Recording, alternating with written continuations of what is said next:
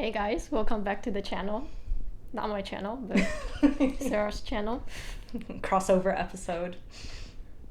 Okay, so today I thought that would be fun to do a video with you because you're now done with your studies. You survived. You became a doctor. She did it, guys. She survived.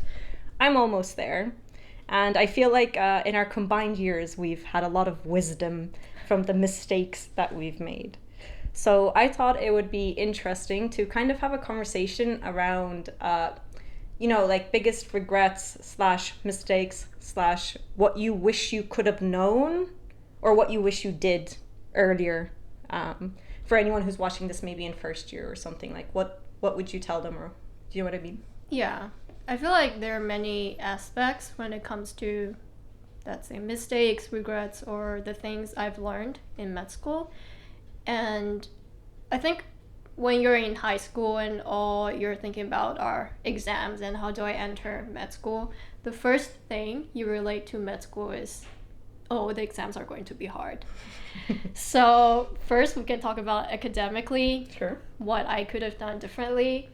And I think a huge thing is with oral exams here in Italy. And coming from a background doing only written exams without open questions, it was very difficult for me to do the oral exams here in Italy, especially you're facing with anatomy right in the first year and you have to answer open questions like, tell me about liver. Then you're just like, what do you want to know? What do you want to know about the liver? Yeah, but for Italians, it's something so simple. They would be like, but how come you have nothing to say? You just be like, oh, liver is an important organ. But then when you come from a background not knowing anything, it's just like, what are oral exams? And you panic. So I think an important thing to keep in mind after like my experience from going, not passing exam for 2 years to actually getting Trenta laude, is that she's smart. That means she's really smart. Not really. Is that you have to focus on big pictures of the subjects and kind of to have a scheme in your head. I mean, take anatomy for instance. When you learn about an organ, you shouldn't think about the details, but instead you can think about, okay, if I were to make a speech, if I'm the professor, how would I explain this topic clearly? I don't know, I could start from talking about absolute location, relative location, the vasculature, the nerves, and so on. And this is even more important during the clinical year, so from third year on. When you're studying about diseases, it's important to know why we're looking at this symptom, why we're doing this treatment, instead of just memorizing, okay, this disease, this symptom, this treatment. You have to create correlations between different points and then ask yourself, how do I build kind of a mind map of everything? So I think it would be very useful if I could tell myself back then to just learn things in a way that firstly make them make sense and then create sort of a mind map and look at topics with a big picture. So I think academically that would be an important thing to know when you enter med school, especially in Italy, when oral exams really make you confront yourself about the way that you study. Yeah. Or talk. Or sound. Yeah, definitely. in an exam. Definitely. The thing that, like, now that I sat a lot of exams, that I kind of wish was my approach is kind of saying, like what you said, to learn the generalities. But I have, like, any disease now, I do the acronym DEEP-CLAD, where it's like definition, etiology, epidemiology, pathogenesis, clinical features, labs, and I don't remember, diagnosis. Yeah, diagnosis, treatment, differential diagnosis. So, like, I feel like anytime I learn a new disease, like, let's say, like, lupus, I don't know, it's like, okay, what is the definition? It's a multi-system inflammatory chronic disease. What's the etiology? Environmental / genetic / this. Yeah. What's the epidemiology? Affects women more than men, this and that. And, like, once you have this, like, general scheme in your head for everything, then you can add details. So at least when you show up to the exam, like, and they say something really, really generic, like, tell me about... And it's like the most vague thing ever. Like, they don't want to know something specific. Yeah. But... And also for professors, if you can't start talking, they assume you know nothing. Yeah. So you just have to be like you said, for diseases especially, you could be like, start. Okay, this disease, the definition is this, the etiology, the symptoms and signs. And I've seen with like Italians, they're very used to oral exams. And what they do is, even when professors ask specific questions and they don't know the answer, they just start spitting out what they know. So I 100%, I'm so guilty of that. But honestly, it works. Like, yeah, because you're telling the professor, I don't know that specific answer, but I studied something. And also, even sometimes if you, I do something similar but not exactly like that. I would be like, okay, I would just say, I don't know the answer to that question, but if I have to guess, oh my god, yeah, I know this that is related to that. Yes. So and they love that. I feel like they even sometimes score you higher for it because they like you to reason. Like, yeah, exactly. That's what professors like. So I think it's important when you're studying also to actually think about stuff and not just, it's very popular, I think, especially in the YouTube world, for med students to just, like, I don't know, have 1,000 flashcards. But I think it wouldn't work so well, especially for Italian med school oral exams. Yeah. Because, like, what's the point of, we were talking about transient ischemic attack. Earlier, I mean, okay, we're fun. We're really you memorized the definition, okay, yes. But that's about one sentence you could say in the exam. Or on the flashcard, that's what they do. And I don't know the symptoms and signs. But then it's one sentence, two sentence. But when you're in the oral exam, it would be more useful if you're able to, apart from that one sentence of definition, you could say, okay, the symptoms and signs are like this because my reasoning, how it's related to definition and so on. So, yeah, I think especially with nowadays, you have these online resources, you get affected by them and think, oh, maybe I should be doing the flashcards, but then the Italian med school system is different, and then you get caught up. Like, at least for me, I use flashcards a lot, but I don't use them the way people advise them to use them, like using like close on one side. I think it's a really inefficient way to use flashcards for oral exams. But, you were saying, like, doing the general picture or, like, deep clad. Like, I just make a flashcard for each of those things, and then it's about, like, combining the answer. Yeah, I mean, it's useful. So I did watch a lot of, like, studying videos. And, like, flashcards are useful, but not in the way that it's popularized as. Like, no, yeah, not anything like the USMLE and stuff. Yeah, it's, like, it's useful for you. I mean, even to ask yourself what are the relations. It could also be useful as well, but definitely not like studying 1,000 flashcards mean that you would pass this exam. Yeah, I think like a lot of people ask me about oral exams, so I might actually just do a full video on it, which might be a good idea. Yeah. Maybe.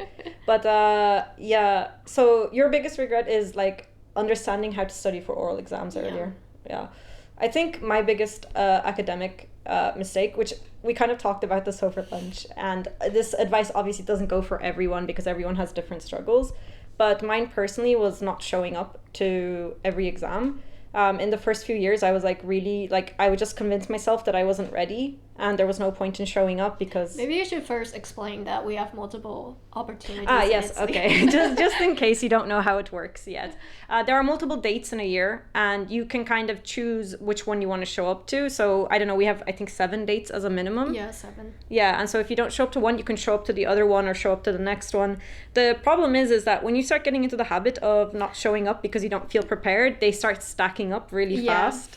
And then you can't follow what's going on in next year's classes because you didn't study for the previous ones. So then you can't follow what's going in class, but you can't even study the previous ones because there's stuff going on in class. And so you start becoming really lost about a lot of things. And for me, I feel like if I had just forced myself to show up, either by failing, I would learn, okay, I need to get my shit together and actually start studying because, failing would be really awful and embarrassing, which is horrible, but, maybe I would have needed it. Or I could see that, like this exam wasn't so bad. I made such a big deal of it in my head and it was actually fine.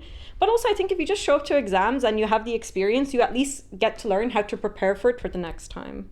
Yeah, and I mean, a good thing, which was a weird thing for many people when they first discovered, at least for me, was that you could watch other people do oral exams. It feels kind of evil though. Yeah, so it's like an open classroom where everyone sits there, and then the professor would just be like, I don't know, Sarah, and now you do the exam, and all the other classmates are in the same room watching you do the oral exam.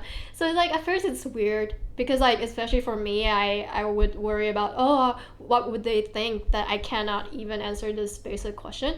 But then it's also an advantage because you could go watch other people do the exam. Yeah. And even some people I know, like they just go to write down the questions that were asked. And I see that sometimes a lot, actually. professors do like to, like there's some topics that they think are more important. So yeah.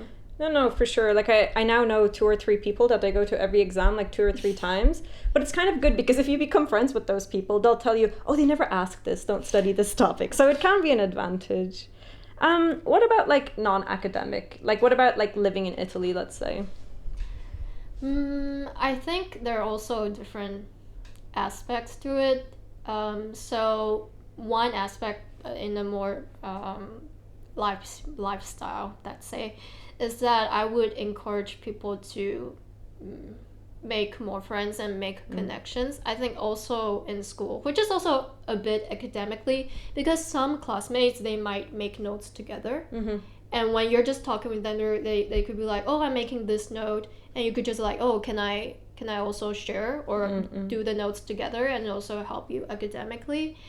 And I think also, I mean, when you just freshly graduated high school, you wouldn't think about it, but during your 20s, it's a big, I don't know, converting point in life. So I think with this in mind, you have to kind of know that there are gonna be a lot of changes on yourself, and like things that happen to you are gonna kind of, I don't know, let's say change who you are, maybe.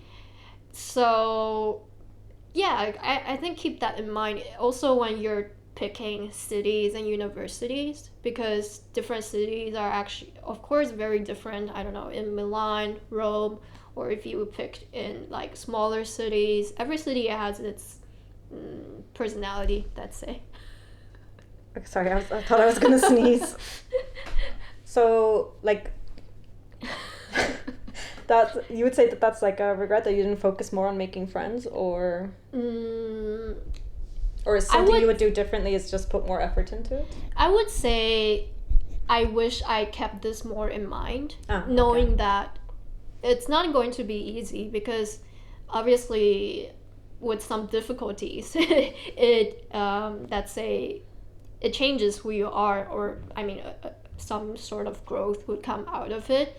And when you're not prepared for it mentally, it's gonna be like quoting what you say, it's going to be super difficult. Yeah. So, but then you might find it worth it in the end. But like, you know, now us telling you that it would be worth it, maybe I think it would be. It makes it more, I don't know, maybe in some way you see other people having gone through it, and you kind of might think, okay, I'm having a shit time now, but towards the end, I was told it was worth it.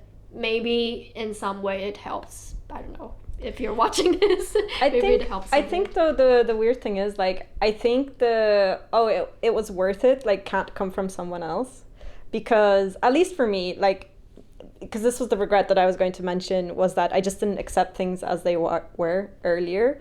But I don't know, even though I'm super old, whenever someone would be like, oh, you know, it's going to be worth it, I'd be like, you don't know me. You don't know anything about me, okay? We have different struggles. Like, I would get so offended and upset. I don't know why, like, I'm such a hot-headed person.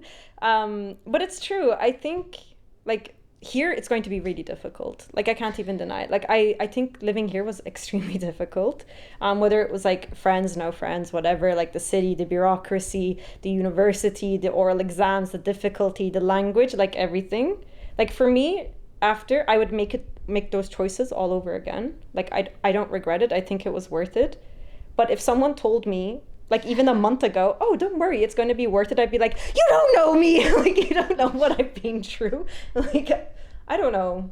It's rough. It's hard. Yeah, but then sometimes I use more objective conditions because like I'm kind of like I'm from a country that is like the furthest away compared to my classmates. Yeah, that is true. Yeah. And then my very language far. is the most different. Also true. And then like with all those other objective factors and also the cultural differences is very huge, then I would be like, okay, I kind of feel like objectively I'm coming from the worst case scenario.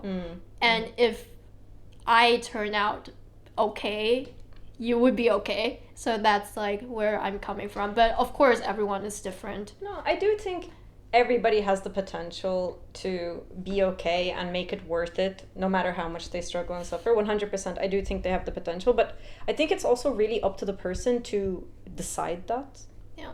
Like, because, okay, earlier I was telling her at lunch that for me, like the second I learned to just accept the situation that I'm in, you know, like the first few years I was here, I hated it. I hated Sapienza, I hated Rome, I hated Italy, I hated Italians, I hated everything. I was so, like, I cannot even describe the anger I had within me. And at a stage, I think in third or fourth year, it just got exhausting being angry all the time, shouting, complaining about the university. And I don't know what flipped, but one day I was just like, okay, listen, I'm either going to just accept it, go with the flow, just whatever, or I need to leave. Like, those are your only two options. Otherwise, you're going to spend like a decade here because you're not doing exams. You're just angry all the time. And the second I actually was like, I accepted my situation. I was like, okay, I'm here. I made this choice. Like, you know, pain is necessary, but suffering is optional. And, you know, like I was just like, I going to be difficult, but I just need to go with it. And honestly, like, I feel like my life changed. Like, I started accepting things. I started liking it. I was like, you know what? Like, it's actually not that bad. Like, once you get used to it, once it's this, like, you really learn. But, like, I had to make a decision to accept it. Yeah, I mean, I do think studying abroad, especially for med school, is at least 6 years here. You do go through the stages.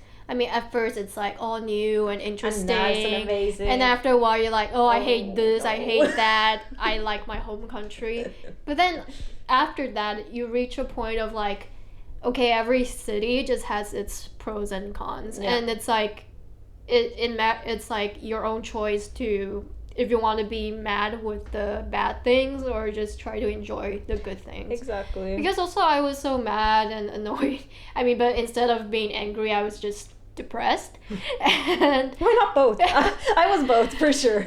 And I mean, like, I also try to find ways to like express my anger. I mean, now when I'm faced with annoying things, I still get annoyed, but you could just let yourself be annoyed by it for 3 hours instead of a week. You know, and sure, the bureaucracy and all those, it's like, oh my god, it's like they're so bad. But then, you know, before, for instance, when I do permesso, even with an appointment, I had to wait for at least 4 hours at the questura, and then, which is the police station, and then you're just like, oh, I hate it. Why do I have to make an appointment and still wait for 4 hours? But then now it's like, when it's less, you're just like so happy. Yeah. You're just like, your standards have been lowered. You know what? Today it was 3 hours. Today was 2 hours. I brought a book. I was ready to read it. I was ready to listen. And it was done so much faster. And then, you know, instead of being mad, you're actually happy that day after. So I really do think it's a decision. Yeah, so I mean, of course, maybe, I don't know, if people watching, they're new to Italy, they do need to go through this stage of, I don't know, being frustrated by it. But it would be useful from, I don't know if we're telling you this, that if you could learn to, I mean, it sounds kind of cliche to say, it does sound change cliche. your mindset, but it's be true, more optimistic. But it's kind of like, it's not just about being optimistic. I feel like it's making yourself mentally better. Because otherwise, if you're so, like, fixated on what they did wrong, you would just be mad and sad all day. But then when you learn to, like, okay, whatever, it is how it is, like, vabbè. Like, it's like, vabbè. This is the phrase I use all the time, just vabbè. Yeah, and then you're just like, vabbè, it is how it is. Then you live happier. in some way. But see, like, that's what I was trying to explain this to someone else, where it's not just like a toxic positivity of like, oh, just be optimistic, just change your attitude. I think it's like a more stoic approach to it. Like, it's like, this is out of my control. Yeah. What is in my control is to just accept it, laugh that this is a horrible problem that I have to deal with, and only in this fucking country would I have to deal with this, or only in this university. True. Laugh about it and just go about your day. True. You know, because otherwise you're going to spend hours and hours like frustrated, angry. You're only hurting yourself. I don't know. And like, that's probably my biggest regret, is just not having this attitude earlier on. Like, I wasted years so angry, and all I had to do was just be like, now what, I'm here and I just have to deal with it. And I really think I would have been happier a lot earlier, because now I feel I am happy. Like, we're both deciding to stay here after graduation. Yeah. Whereas if you had asked me 3 years ago, like, I'm leaving the day they give me my diploma, I'm driving to the airport. And they won't even give you like immediately. Yeah, they can keep it. I don't care. Like, as long as I have the electronic one. But yeah, I think that's like my biggest like non-academic / academic was just not having an attitude of just letting things go and rolling with the punches. Yeah, I think another regret or mistake I would say I've just thought about and like learned recently that is kind of related. It's like, knowing some things are out of your control. Mm-hmm. And I think one thing related to it is that you have to redefine failure. Mm-hmm. Sorry. Thank you. It sounds very abstract, but what I mean is that let's say academically, if you're fixated on your oral exam result, which by the way is very subjective. It is very subjective. Super subjective. Then you get sad and all like mad about it. Maybe you're like, I don't know. I get 26 when another person get 29 just because they speak louder but not because they know more, stuff like that. Then you're also wasting your energy and emotion. But if you consider a lower mark as failure, that's how you respond.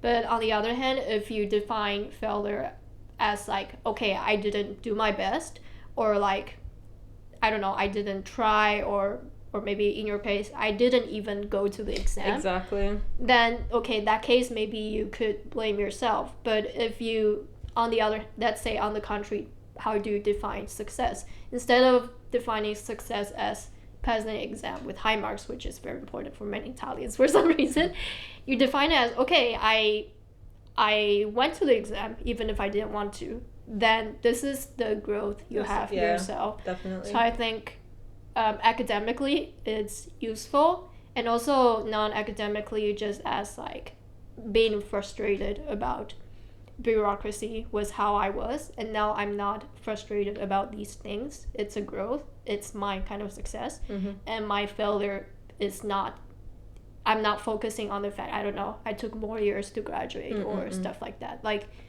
I think in Italy what I've learned is that just basically a change of mindset. Yeah, and for sure. I think also the fact in Italy they really don't care about what other people think. Like, sometimes they don't really care, they bother you, or they complain about you. I don't know if you've noticed this about Italians. Like, they like to complain a lot. Like, if you're in the way, they pass by, and they'll be like, oh my god, why was she in the way? I'm such a good immigrant. That's me. Like, I've immersed into Italian culture so well. But that's how Italians are like. And I used to, like, cry. Oh no, I'm sorry. For days and be like, I bothered that lady when she was passing by. But then now I'm just like, okay, she was having a bad day or something like that, And what was I talking about? I remember. But redefining like success benchmarks as attitude change versus high grades. Like basically maybe I've recognized that myself, that I've learned not to blame it on myself, or to like, it's my fault that I caused other people or whatever, and learn to think about, I was saying they don't care about what. Oh, yeah. Right? And, but yeah, also I don't remember why I was mentioning that. It would be very hard to edit this video. I think I'm just gonna upload it as is. Okay. YOLO. Babette. Yeah, so I was saying they don't care much about what other people think. Yeah, so when you're here, I think at some point I adopted that mentality. So you're just on your own path, and you don't need to think about, okay, I need to graduate in 6 years on time. This is success. Or I need to do 30 and louder, which is a lot of Italians still care a lot about that, to be successful. You know, it's funny because I have a classmate who could have easily graduated on time if she wanted to. And she just graduated 1 year late. And it's because she rejected all of her grades below 30. And to me, that's really insane because she wants to stay in Italy and do the concorso, and you barely get extra points for graduating with a high average. I think it's like 2 points or 1 point, 2 points out of 140. Yeah. And she wants to do emergency medicine, which is like 15 points to get in. Anyone can get it. Like basically. you could go into the exam tomorrow with no Italian and get enough points to go into emergency medicine. Yeah. And I just didn't understand, like, for you wait an extra year to graduate just to keep this average. But I think it is kind of hard, like separating your self-worth from grades. Like I fully get it. Like I 100% understand that grades aren't a reflection of your intelligence. You could have had a bad day. The professor could have had a bad day. You could have been marked unfairly. And I would never turn to someone and be like, oh, you got a low grade? Oh, I guess you didn't study. You must be so stupid. Like I would never do that. So I don't know why we tell ourselves this. I don't know if you had the same problem, but I used to like really, like if I got like a 25, I would be like, like it was like the end of the world, you know. I mean, I would be lying if I say I don't care about it at all still. Yeah. But I know where it's stemming from because like in my culture everything is about the exams. Like you're ranked about it, and like parents talk about it. My kid got this grade in this test. So like for my entire life I was defined by the grades, and then with exams we get into different, even middle school and high school, so people judge you by the high school you're going to. So I know like my whole identity is tied to these labels, which is basically exam points. Yeah. So I understand why I'm still really caught up by like exam marks.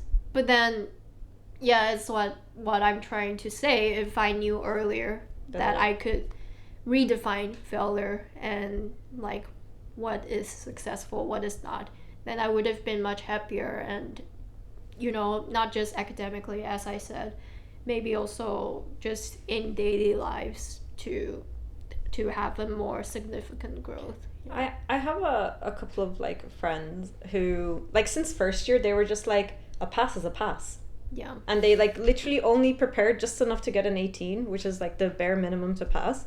And you know, they would enjoy 4 months off every summer. They would finish all their exams first week of June, give their 18s. I mean, maybe get higher grades, but they wouldn't care if they got an 18 or a 30.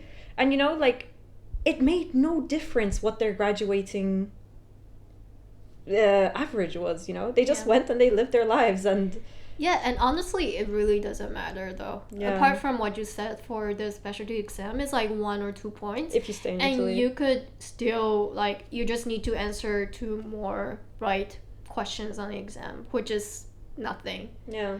And when you're a doctor, no one cares. So it's really like you have to ask yourself why.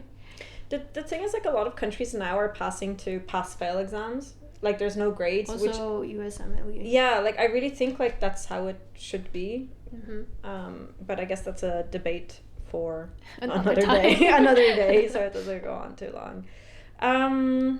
Anything else that you kind of, like, regret or you wish you knew? I think these are the main points, looking back, I would say. Yeah. I mean, for me, definitely, it's just the attitude of, like, just accept it, like, stop complaining. Like, you're just being annoying. Like, you know, like, I cringe when I think back on it, like, so much that I was just, like, so loud and obnoxious about it, instead of either just accepting it or changing it in the best way I could. And it's sad because now I see students who, like, should have been done by now, but yet they're still, like, just wasting all of their time being angry instead of going to exams, and you're just like, please, just, it's not good for you. Down. Please calm down. Like, please. And they're like, I'm going to write a 10-letter essay and I'm going to do this. And I'm just like, no, just just study. It's okay. Like, yeah, but then the funny thing is, like, you used to be bothered by people like you. For sure. Like, what do you mean it's okay? Exactly. No, I know. That's why I was saying, like, no one else can tell you that. And I know. Like, maybe in the end, still, after watching this video, they still have to go through the process. Oh, for sure. But then I think, yeah, it's weird hearing from someone else saying it's okay, because it also makes you mad. Like, yeah, you don't know my situation. What do you mean it's okay? Maybe it was okay for you, but not for me. But yeah, it will be after many years. Like, I don't think it's ever okay. Like, I think kind of for me the difficult thing to explain is, I'm not saying that it's okay how bad of a state things are in. Like, I'm not making, like, okay, let's say the university is just, like, okay, for example, they still haven't given us the graduation date in September. It's 6 weeks away, and we still do not know the day, which wouldn't be a problem if you're Italian. But if you need to book visas for your family to come visit you for the graduation day and you don't have the date, you can't do it, right? Yeah, for me also, they gave us like a 2-week range. We have a 1-week range, so I guess we're a bit more blessed. So for us, they gave a 2-week range, and also at that time the SSM date, which is a specialization exam date, wasn't out. And my mom had to book a ticket to here, and it's like, you know, because it's 14-hour flight, so it's, you have to kind of book earlier, if it might be cheaper and so on. And it's like, what date do we book? Yeah. So in the end, I booked the dates to include the entire 2-week range. But then, because of once the SSM date was out, they changed the range. Oh, of course. But it's like, do you know how many international students you have in your course? You're not telling us the date. No, it's very inconsiderate. It's awful. Yeah, and then it's like, obviously I'm still like, why are they doing this? It's so stupid. But then, you know, instead of being affected by it, you send some, I don't know, some WhatsApp messages complaining to your friends, and that's about it. It's like, you're still annoyed, but you don't let it affect you. Exactly. I think that's the and thing. So, like, now with this situation, there's like a guy who's like absolutely losing his mind over it, and I'm like, bro, like, it's okay. It's like, no, it's not, like, and I'm like, I'm not excusing the university. Like, it is not okay that they're doing this to us, but you can't change it. Like, we can write a letter to the dean and hope that helps, saying that we need to book visas, but everything else outside of that is out of our control. Like, we just need to focus on finishing thesis, because that's the only thing we can control. Yeah. It's not an excuse for the university. I absolutely do not think it's okay that they're doing this to us. But, you know, you either put up with it, or you just ruin yourself. Like, there's no in between, you know? Yeah. Yeah, cool. So I feel like that was mistakes and regrets. And so now we're going to record a podcast episode. So if you wanted more of this, like, rambling, would you call it? Like, unorganized kind thought. of. Yeah. I mean, you could edit it better. No. You're just like, I'm gonna upload everything. They need to let go of the idea of edited videos. Timestamps, maybe? Maybe. Okay. I'll stop the recording. I'm just waving.